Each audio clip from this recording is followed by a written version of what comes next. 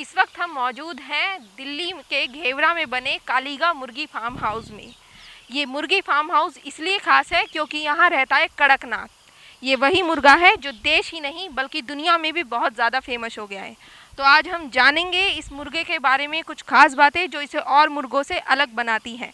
हम जानेंगे कि ये मुर्गा कहाँ से आया है, इंडिया में ये कहाँ पाया जाता है, ये कितने किलो का है, ऐसी ही बहुत सारी ज़रूरी बातें।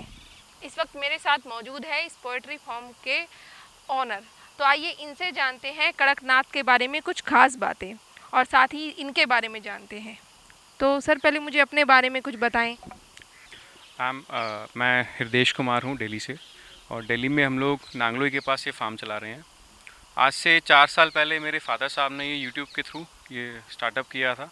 मध्य प्रदेश झाबुआ से हम लोग ये चिक्स लेकर आए थे। तो फिर आपने इसी बिज़नेस का क्यों सोचा, क्योंकि इंडिया में तो बहुत सारे आप बिज़नेस कर सकते थे, आप वैसी जो नॉर्मल मुर्गियां हैं वो भी पाल सकते थे। मैम क्या है, स्टार्टिंग में हमें जानकारी नहीं थी। जो जैसे कि मैंने आपको बताया, हमने यूट्यूब के थ्रू ये काम चालू किया है। यही एक इकलौती ऐसी ब्रीड है जो हम लोग बिना कम जानकारी के और बिना जानकारी के हम पाल सकते हैं। बाकी जितनी भी अदर ब्रीड्स हैं उनके लिए आपको बेसिक पोल्ट्री की जानकारी आपको होनी चाहिए। ये मुर्गी जो है वो इंडिया में ही नहीं बल्कि दूसरे विदेशों में भी बहुत ज़्यादा फेमस हो गई है। तो इसका क्या कारण है कि ये मतलब दूसरे मुर्गों से किस तरह से अलग है और कौन सी ऐसी खास बातें हैं जो इसे फेमस कर देती हैं? देखिए, इसका फेमस होने का सबसे मेन कारण है इसका ब्लैक होना पूरा। इसका क्राउन, इसकी स्किन, इसके फेदर, इसके टोज़, ये ऊपर से नीचे तक पूरा ये बर्ड ब्लैक रहता है। और मेन इसका जो कारण है फेमस होने का वो है इसके मेडिसिनल वैल्यूज़। ये बर्ड जो है अपने मेडिसिनल वैल्यूज़ के कारण जाना जाता है। उसके कारण ही ये पूरे इंडिया में और वर्ल्ड में फेमस है ये ब्रीड। आपने मेडिसिन वैल्यू के बारे में बताया, तो आप हमें बताइए किस तरह की मेडिसिन वैल्यू है जो इससे फेमस करती है? मैम ये अभी तक इंडिया में जितनी भी ब्रीड्स पाई जाती हैं, ये सबसे ज़्यादा इसमें हाईएस्ट प्रोटीन पाया जाता है। और प्रोटीन के अलावा सबसे ज़्यादा इसमें कोलेस्ट्रॉल लेवल जो रहता है बाकी ब्रीड्स के मुकाबले इसमें सबसे लो रहता है। तो इस कारण ये इसकी मेडिसिनल वैल्यूज़ के कारण ये जाना जाता है। और उसके अलावा जितने भी डायबिटिक पेशेंट्स होते हैं, बीपी के पेशेंट्स होते हैं, हार्ट के पेशेंट्स होते हैं, अस्थमा के पेशेंट्स होते हैं, उनके लिए बहुत इफ़ेक्टिव माना गया है ये। और ये इंडियन डॉक्टर्स और पेडिशियंस के द्वारा प्रमाणित है ये। तो इसकी नस्ल कहाँ से है, इंडिया में ये कहाँ मिलता है ज़्यादा? इंडिया में ये मध्य प्रदेश झाबुआ से ये ब्रीड निकली हुई है और वहीं से पूरे इंडिया में फैली हुई है। जब आपने ये काम शुरू किया था तो आप कितने बर्ड्स लेकर आए थे? मैम 4 साल पहले हम लोग मध्य प्रदेश झाबुआ से 500 छोटे चिक्स लेकर के आए थे। तो उस समय हमें पोल्ट्री की जानकारी नहीं थी। ट्रांसपोर्टेशन के टाइम पे ठीक ट्रांसपोर्टेशन ना होने की वजह से कुछ बेसिक मॉर्टलिटी हमारी हुई थी इसमें। तो कहा जाता है कि जो ये नॉर्मल मुर्गे होते हैं ये उससे ज़्यादा महंगा होता है। तो ये कितने रुपए किलो का मिलता है? मैम रिटेल में आमतौर पर मार्केट में ये 700-800 रुपये पर केजी से लेकर 1000-1200 रुपये पर केजी तक बिक रहा है मार्केट में। जो आम मुर्गे से ये कॉस्टली इसलिए माना जाता है क्योंकि इसका जो प्रोडक्शन टाइम है वो आम मुर्गे से ज़्यादा है। तो उस कारण उसका प्रोडक्शन कॉस्ट ज़्यादा है। और दूसरा इसकी जो हाई मेडिसिनल वैल्यूज़ है उसके कारण भी ये ब्रीड आम मुर्गे से महंगी है। आप इनको मील क्या प्रोवाइड कराते हैं, क्या खाते हैं और कितने टाइम खाते हैं? मैम मील की जहाँ तक बात करें, हम लोग इसको तैयार पोल्ट्री फीड के साथ साथ जो हरा चारा मार्केट में प्रोवाइड होता है, जैसे कि आपका सब्ज़ी मंडी का जो भी वेस्ट हो गया, पालक हो गया, जो भी हरी सब्जी हमें मिलती है वो हम लोग बर्ड को डालते हैं। उसके अलावा ये बर्ड जो गाय भैंस का चारा होता है, बरशम जिसे कहा जाता है, ये बर्ड बहुत खुश होकर खाता है, तो वो भी हम लोग इस बर्ड को डाल रहे हैं। एक मुर्गी एक दिन में कितना चारा खाती है और इसकी वैल्यू क्या है? मैम अभी आज के टाइम पे जो एग लेइंग बर्ड है, जो एग लेइंग बर्ड है आपका 6 से 8 महीने का, वो पर डे उसको 100 ग्राम फीड चाहिए होती है। 100 ग्राम की फीड की अगर हम आज की कॉस्टिंग की बात करें तो वो 3.5 से 4 रुपये पर डे की फीड पड़ती है बर्ड को। अभी हमने अंदर देखा कि बोतल की तरह कुछ लटका हुआ है, तो वो क्या है, उसके बारे में कुछ बताएं। मैम आपने जैसे कि देखा, अंदर हमारे फार्म पर अभी इस समय मैनुअल ड्रिंकर्स रखे हुए हैं। तो बर्ड क्या करता है, बर्ड का नेचर ऐसा है, बर्ड उस मैनुअल ड्रिंकर के ऊपर चढ़ के बैठता है। तो बर्ड उसके ऊपर ना चढ़े और उसको गंदा ना करे, तो उस कारण से हमने वो बॉटल्स उसके ऊपर लटकाए हुए हैं। तो आप जब इन्हें रखते हो तो इनका पार्टीशन कैसे करते हो कि चूज़ों और मुर्गों को साथ रखते हो या फिर अलग अलग रहते हैं ये? मैम क्या होता है, हर एज का बर्ड है वो उसको अलग रखा जाता है। एक दिन के बच्चे से लेकर 1 महीने तक के बर्ड को हम साथ रख सकते हैं। लेकिन जब उसकी एज बढ़ती है तो हमें वो पार्टीशन करना पड़ता है, ताकि वो आपस में कोई जो बड़ा बर्ड है वो छोटे बर्ड को इंजर्ड ना करे किसी भी वे में। और ये वाली जो कड़कनाथ मुर्गी है, ये साल में कितने अंडे दे देती है? मैम आम तौर पे जो बेसिक इसका मिनिमम जो एग मिलता है वो 125 एग पर ईयर मिलता है। मैक्सिमम जो मिलता है, अगर उसमें आपका मैनेजमेंट आता है, अगर आपका मैनेजमेंट अच्छा है, तो 140 तक ये बर्ड एग्स देता है साल के। तो आप इनके अंडों को कैसे मैनेज करते हैं, किस तरह से प्रोड्यूस होते हैं? मैम इसमें हमारे पास हैचरी है बड़ी, उसमें हम लोग हर 3 से 4 दिन में अपना एग लगाते हैं और उसका प्रोडक्शन लेते हैं मार्केट में। प्रोडक्शन उनसे लेते हैं एग से। अंडे से बच्चा को जो बाहर आने में वो कितना टाइम लगता है, कितने दिन लगते हैं? नॉर्मली 21 से 23 दिन लगते हैं इसको। हम लोग हैचरी में बच्चा निकालते हैं तो, और सेम टाइम जब एक मुर्गी बच्चा निकालती है वो भी इतना ही टाइम लगता है। कोई डिफरेंस नहीं है, ये चीज़ जो प्रोसेस है ये भी बिल्कुल नेचुरल है। और इन मुर्गियों को पालने में, कड़कनाथ मुर्गियों को क्या क्या सावधानियां बरतनी पड़ती हैं, इसके बारे में कुछ बताएं। मैम कड़कनाथ जो ब्रीड है, सबसे पहले जो माना जाता है ये डिसीज रेसिस्टेंट ब्रीड है।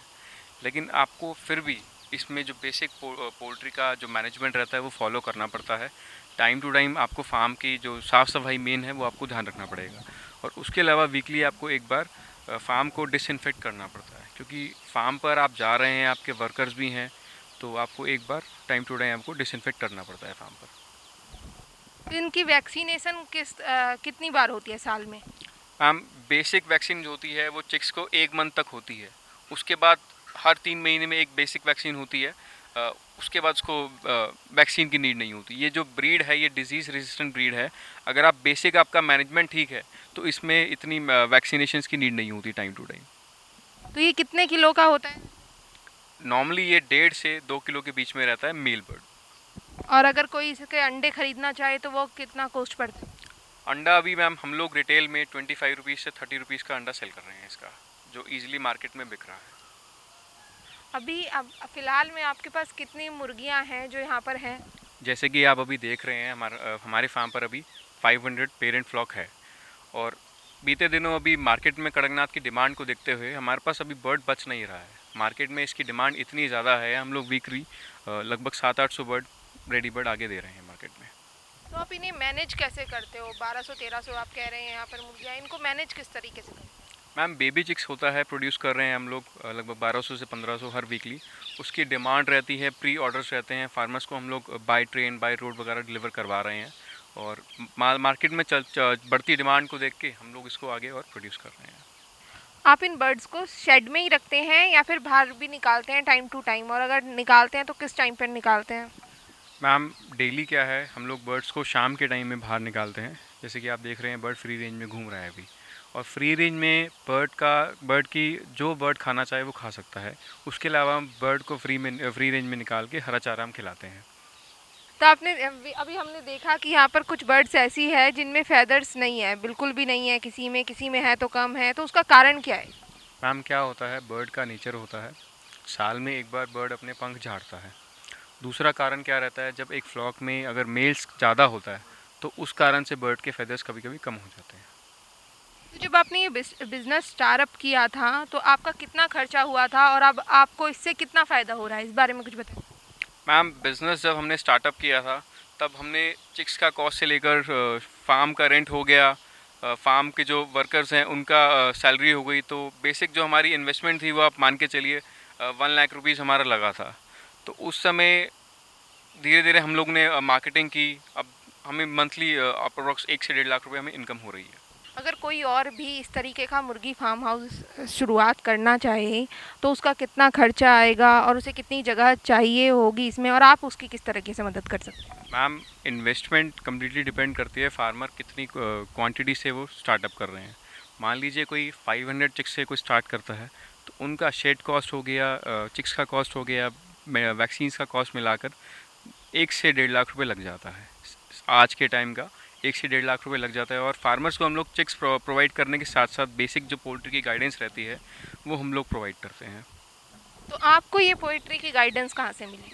मैम मैंने आज से 3 साल पहले चंडीगढ़ में CPDO पे ट्रेनिंग ली थी, जो कि गवर्नमेंट का सेंटर है। वहाँ से ट्रेनिंग लेकर के हम लोग आगे इसको कर किया था हम लोग ने। तो आपको स्टार्टिंग से यही एम था कि आपको इसी तरह का बिजनेस स्टार्ट करना है? स्टार्टिंग में तो एम नहीं था मेरा एक्चुअली। मैं इस बिज़नेस में आने से पहले मैं पहले क्रिकेट खेलता था प्रोफेशनली। तो ये फादर साहब ने स्टार्टअप किया था इस बिज़नेस का और उसी को हम लोग आगे बढ़ा रहे हैं। तो अगर कोई इस बिजनेस को करना चाहेगा तो उसे ज़मीन कितनी चाहिए होगी इनके रखने के लिए?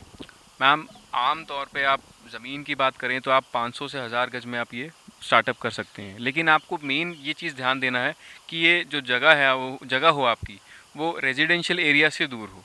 रेजिडेंशियल एरिया में आप ये नहीं स्टार्ट कर सकते।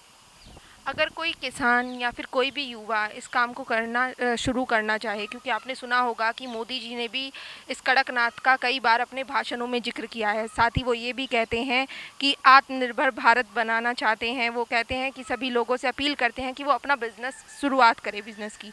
तो आप उसकी किस तरीके से मदद करेंगे अगर वो आपके पास आता है तो? मैम, मोदी जी की आज के युवा से सबसे पहली यही अपील है कि कुछ ना कुछ वो अपना रोज़गार स्टार्ट करें। वो जॉब्स के पीछे ना भागे इतना। चाहे वो कम लागत से अपना कोई भी बिज़नेस स्टार्ट करना चाहें वो करें। आजकल के टाइम पे जो बेसिक जो जितने भी फार्मर्स हमारे साथ जुड़ रहे हैं, जो जुड़ना चाहते हैं, जो अपना कुछ स्टार्टअप करना चाहते हैं, उनको हम लोग चिक्स प्रोवाइड बर्ड्स और चिक्स प्रोवाइड करने के साथ साथ बेसिक पोल्ट्री गाइडेंस देते हैं। और साथ साथ हम लोग फार्मर्स को बताते हैं कहाँ वो इसकी मार्केटिंग कर सकते हैं, कैसे वो रिटेल में मार्केट बना सकते हैं। यदि फिर भी फार्मर को किसी भी तरीके से अगर बेचने में दिक्कत आ रही है तो फार्मर्स हमसे कांटेक्ट कर सकते हैं। हम लोग क्या है, जो भी उस मार्केट रेट चल रहा होगा उस समय, चाहे वो चिक्स का हो गया, चाहे वो एग्स का हो गया, बर्ड्स का हो गया, वो हम लोग बाय बैक करते हैं फार्मर्स से। तो फार्मर्स को एक ये निश्चिंत रहते हैं फार्मर कि उनका ये माल कहाँ बिकेगा, तो वो हम लोग एक सोर्स हैं। तो आपने जैसे कि बताया कि आपने इसे पालने से पहले एक पढ़ाई की थी, तो वो जो फार्मर सब स्टार्ट करेंगे उनको भी इस पढ़ाई की ज़रूरत होगी? देखिए, हम लोग कोई भी फार्मर अगर स्टार्ट कर रहा है तो हम लोग सजेस्ट करते हैं कि आपको बेसिक पोल्ट्री ट्रेनिंग लेनी चाहिए। यदि फिर भी कई फार्मर्स जो नहीं स्टार्ट को जो नहीं जिनके पास टाइम है, वो नहीं किसी वजह से ले पाते हैं पोल्ट्री ट्रेनिंग, तो उनको बेसिक जानकारी हमारे थ्रू मिलती है। किस तरीके से इसका मैनेजमेंट रहता है, किस तरीके से इसका वैक्सीनेशन प्रोग्राम रहता है, किस तरीके से इसका सारा फीड प्रोग्राम रहता है, वो हम फार्मर को गाइड करते हैं टाइम टू टाइम। कोई इंसान 500 बर्ड्स के साथ जो है शुरुआत करता है इस बिज़नेस की, तो उसे पर बर्ड के लिए कितनी जगह चाहिए? वो कितनी जगह में एक बर्ड को रख सकेगा? मैम, कड़कनाथ जो ब्रीड है, इसको 2 स्क्वायर फीट पर बर्ड को जगह चाहिए होती है। 500 बर्ड्स के लिए आपको लगभग 40 बाय 25 की जगह बहुत है। इसमें आप अपना बेसिक जो है स्टार्टअप कर सकते हैं। 500 चिक्स से लेकर या फिर 500 बर्ड रखकर आप स्टार्ट कर सकते हैं। तो फिर एक किसान इसमें 500 मुर्गियों के साथ कितना कमा सकते हैं? उन्हें कितना फ़ायदा होगा इससे? मैम देखिए, फ़ायदे की हम बात करें, इनकम की हम बात करें, तो कम्प्लीटली डिपेंड करता है कि फार्मर काम किस तरह से कर रहे हैं। यदि मान लीजिए कोई फार्मर अपना चिक्स से स्टार्ट कर रहा है, 500 चिक्स से स्टार्ट कर रहे हैं, तो वो एक तरीका है वो इकट्ठा अपना लॉट तैयार करें और इकट्ठा सेल आउट कर दें। तो इसमें इनकम जो होती है वो कम होती है। और दूसरा तरीका है, यदि आप एक फार्मर अपना रिटेल में मार्केट बना रहे हैं, वो थोड़ा मेहनत वाला काम है लेकिन वो लॉन्ग टर्म के लिए फार्मर को फ़ायदेमंद रहता है। तो वो भी एक तरीका है। अगर फार्मर अपनी रिटेल में मार्केट बना रहे हैं तो वो एक प्रॉफिटेबल बिजनेस माना जाता है। अगर कोई रखना चाहे 500 मुर्गियाँ, तो वो इसमें कितना जो है वो कमाई कर सकता है? उसे कितना का मुनाफा होगा? उस बारे में कुछ बताइए। मैम, जहाँ तक कमाई की बात करें, कम्प्लीटली डिपेंड करता है फार्मर किस तरह से काम कर रहे हैं। मान लीजिए कोई फार्मर अगर रिटेल में मार्केट बना रहे हैं अपनी, तो 500 चिक्स पे आपको जो भी एग्स आप मार्केट में सेल कर रहे हैं, जो भी आपका बर्ड का एग्स आपको दे रहा है, वो आमतौर पे 20 से 25 रुपये का नॉर्मली एग बिक रहा है मार्केट में। अगर हम इसी के दूसरे मॉडल पे बात करें, तो आप इसके अलावा आप चिक्स प्रोड्यूस कर सकते हैं मार्केट में, जो कि इसका प्राइस रहता है 35 से लेकर 50 रुपीज़ तक का चिक्स का प्राइस रहता है, जो भी आगे फार्मर क्वांटिटी बाय कर रहे हैं। तो ये भी एक तरीका है। रिटेल में अगर आप मार्केट बना रहे हैं, वो भी आपके लिए थोड़ा बेनिफिशियल है। 500 एडल्ट बर्ड लेके आप आराम से मंथली 40 से 50 हज़ार रुपये आराम से कमा सकते हैं। तो इसके लिए गवर्नमेंट का कोई सपोर्ट मिलता है? देखिए, गवर्नमेंट का बिल्कुल सपोर्ट मिलता है। आप गवर्नमेंट से लोन ले सकते हैं। लोन पे सब्सिडी आपको 25 से 30% मिल जाती है। वो क्या प्रोसीजर है वो हम लोग अपने फार्मर्स को आगे बताते हैं पूरा, किस तरीके से लोन ले सकते हैं गवर्नमेंट से, वो हम पूरा आपको बताएंगे। अगर कोई यहाँ पर आकर ख़रीदे तो आप उसे किस रेट में देंगे? और अगर कोई दिल्ली से बाहर ख़रीदना चाहे तो आपके पास डिलीवरी की सुविधाएं हैं, और तो उसे कितना महंगा पड़ेगा ये? मैम क्या है, प्राइस जो है मेनली डिपेंड करता है कि क्या क्वांटिटी में ले रहे हैं। और दूसरी बात यह है कि प्राइस में बहुत डिफरेंस नहीं होता बीच में, बस अगर फार्मर कहीं जो यहाँ आके ले रहे हैं उनको जो मार्केट रेट चल रहा होता है उस रेट पे देते हैं, और कहीं अगर डिलीवर करवाना है तो उसमें ट्रांसपोर्टेशन चार्जेस एक्स्ट्रा लग जाता है। जैसे कि आज आपने देखा हमारे फार्म पर आज चिक्स निकला हुआ है, ये सारा जो चिक्स जो है ये कानपुर जाना है, तो कानपुर तक के लिए जो भी इसका बाय ट्रेन उसका ट्रांसपोर्टेशन चार्जेस लगेगा वो उसमें ऐड ऑन हो जाता है। तो ये तो थी कड़कनाथ से जुड़ी कुछ खास बातें। अगर आप में से भी कुछ लोग हैं जो इस बिज़नेस की शुरुआत करना चाहते हैं या फिर इन चिक्स को ख़रीदना चाहते हैं तो उसके लिए आप इन्हें कांटेक्ट कर सकते हैं। हमने इनका कांटेक्ट नंबर और इनका जो एड्रेस है वो डिस्क्रिप्शन बॉक्स में प्रोवाइड करवाया है। आज के लिए इतना ही। मैं पिंकी सहगल, आप देख रहे हैं पैंकर न्यूज़।